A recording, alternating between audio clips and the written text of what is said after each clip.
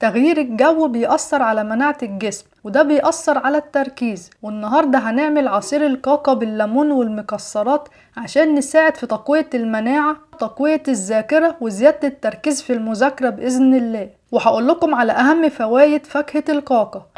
الكاكا أو الخرمة تعتبر مهمة في تحسين صحة المخ وصحة القلب، عشان الكاكا فيها بوتاسيوم وألياف غذائية وفيتامين سي، وبكده فاكهة الكاكا بتساعد في تقوية المناعة وتقوية الذاكرة وزيادة التركيز في المذاكرة بإذن الله. وهنستعمل تاني حاجة في عصير الكاكا الليمون، عشان الليمون فيه مركبات كيميائية مهمة في الحفاظ على صحة الأعصاب وخلايا المخ، وبتحسن الوظائف العصبية وبتقلل الإصابة بالزهايمر. ويعتبر الليمون فيه مضادات أكسدة مهمة لصحة المخ والخلايا العصبية، وبكده الليمون بيساعد على تقوية المناعة وتقوية الذاكرة وزيادة التركيز في المذاكرة بإذن الله.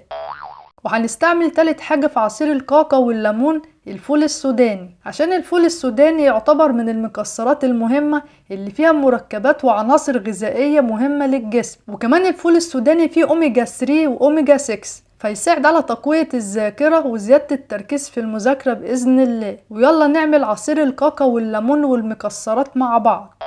هنجيب فاكهة الكاكا ونغسلها كويس ونقطعها نصين، ونتأكد ان الكاكا ما فيهاش بذر.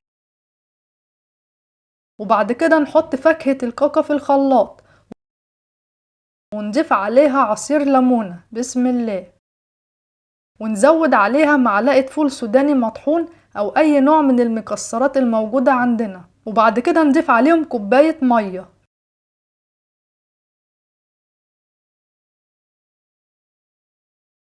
ونشغل الخلاط.